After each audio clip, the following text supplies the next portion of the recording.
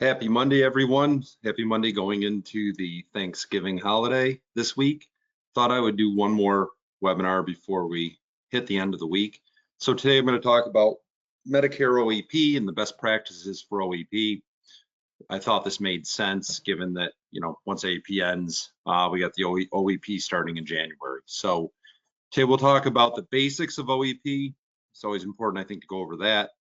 Talk about why it's more important this year than ever, and it is partially due to the change in the dual and drug help SEPs. You've got a lot of plan terminations, so we got to review that. And then increase in Part D premiums and benefits that a lot of clients probably won't even be aware of until the new year hits. So OEP will be important for that as well. Talk about marketing during OEP.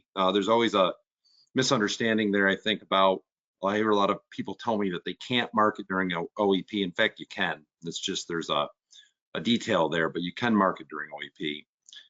Talk about the idea of taking a break after AEP ends. So you go through the tough AEP, you're coming into OEP. A lot of people like to take a break at that point. I'll give you my thoughts on that.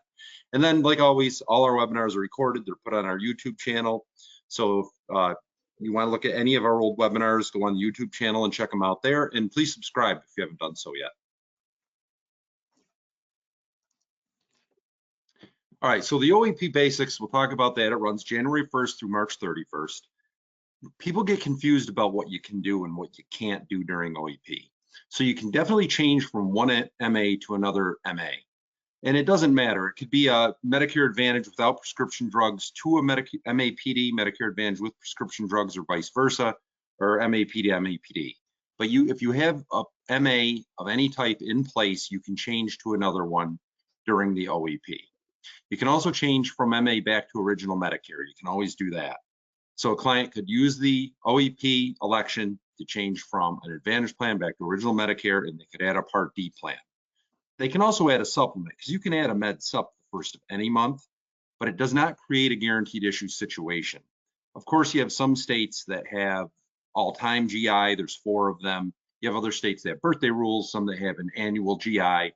But in general, if you're in an underwritten state, using the OEP is not a GI for Med Sup.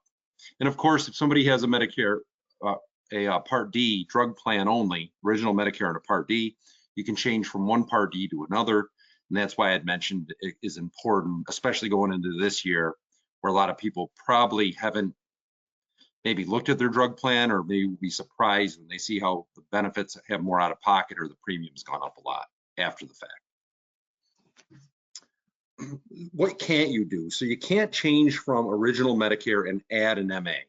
I get that a lot. People think you can go from original Medicare, whether you have original Medicare, a Part D, and a supplement, or just original Medicare. You can't add an MA during the OEP. And you also can't add a Part D if you don't have one currently. So if somebody has an Advantage plan or a Part D plan, they can switch to another Part D. Or if they have an Advantage plan, they can drop it, go to original Medicare and Part D. But if somebody just has original Medicare and nothing, they can't use the OEP to add a Part D plan. So as most of you probably know, these changes kick in for the first of the next month. So anything you do in January using this election will be effective February 1st, in the month of February for March 1st, and in the month of March for April 1st. And you just check off the OEP election box to make that change. And this is a one-time, I should have put this in the slide, a one-time change only. You can only use the OEP election once. You can't use it every month. It's just a one-time election. So why did I say that OEP in 2025 is more important than past OEPs?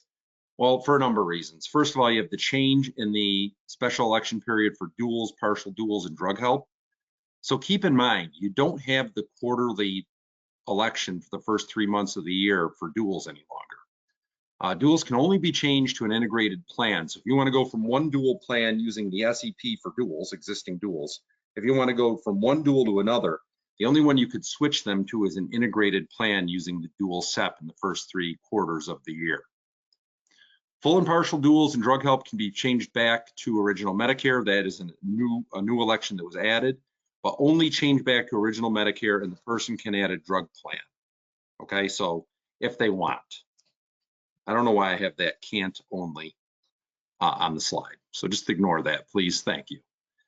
So you can use the OEP to make plan changes for dual, full dual, and drug help clients. So if you got somebody in a dual, you want to move them to another one, you can use the OEP to do that. If you got somebody in a drug plan, you want to move them to another drug plan, you can use the OEP for that. But remember, once OEP ends, unless you're moving that client from one dual to another dual that is integrated, you're not going to be able to do it. The same thing goes with drug help. You're not going to have the quarterly election for the first three quarters of the year for people with drug help to switch to something else. The only thing they'll be able to do is every month, if they want, they can switch from whatever plan they're on back to original Medicare and add a Part D. So that's a big change for 2025. And of course, we have plan terminations. Now, I know a lot of people will think, well, I can use the OEP for plan terminations. In fact, you can't, because if the plan terminates, you have to use the SEP for terminated plans. And that runs from December 8th to the last day of February. That's the SEP if somebody's in a terminated plan. But if you get into January, somebody's plan was terminated, non-renewed January 1st, you can't use the OEP to give them an advantage plan. You got to use, again, that SEP for plan terminations. But once you hit the last day of February, it's done. Okay, so the importance of the OEP continued.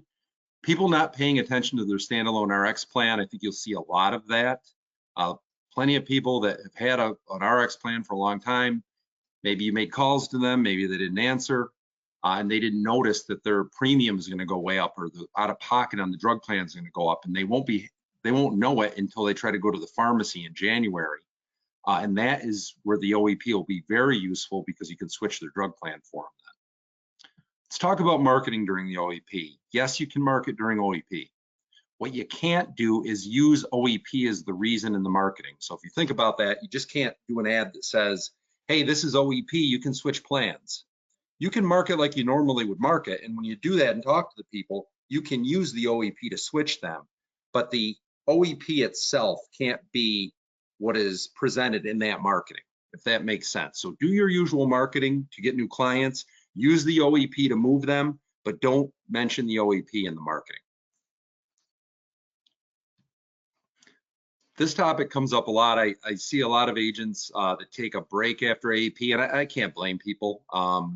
AEP is hard, especially this year, and a lot of people will get done with AEP, and sometimes then they'll be done for the rest of the year, or they'll take a few months off. People ask me, should they do that? And my quick answer is no. I mean, I never did it. I think OEP is very useful. You use it to keep existing clients happy, maybe move people to a plan they didn't like. If the new year starts and they didn't like their plan, move their drug plan, get new clients, continue marketing, but OEP is the time where you can get new clients and keep your existing ones happy. If you really need a break, I would say take it after OEP if you have to. In my opinion, you shouldn't do that either. Really, you should, Medicare is an all-year business. I always looked at it as always considered it my full-time job. So I was going to use the full year to enroll as many people as I could, retain as many clients as I could. Lock-in, you can be adding people that are turning 65. You can be adding people that are losing group or employer coverage. Unfortunately, you won't be able to utilize the SEP with duals as much, but get those new clients, get those people turning 65, do seminars, market. Use that opportunity to write more business. People who have really big books of business, that's usually when they write the most business new, is during lock-in.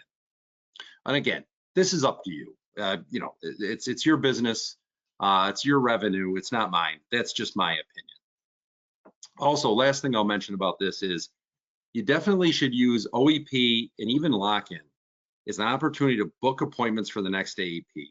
So if you meet with somebody, they've got a plan that looks good, they're in the best position possible, maybe they got a med sup with good rates, say to them, hey, you look good right now, but let's set something, because these change every single year. Let's set an appointment for next AEP. And if you're doing things right, you really should have appointments booked for your next AEP with a lot of potentially new clients where you can revisit then their plan. Because if they're in a plan that looks good right now, really good chance it might not next year. And get that appointment booked tentatively ahead of time. So when AEP comes, you're not scrambling to book people. You already have a lot of new opportunities booked. And we are done. I wanted to keep that fairly short. I appreciate you watching today. Again, please subscribe to our channel, youtube.com/@CroweMedicare. Would appreciate that. We get tons of views. We don't get as many subscribers, and we definitely would like to have that. And I hope everybody has a great Thanksgiving. Thank you.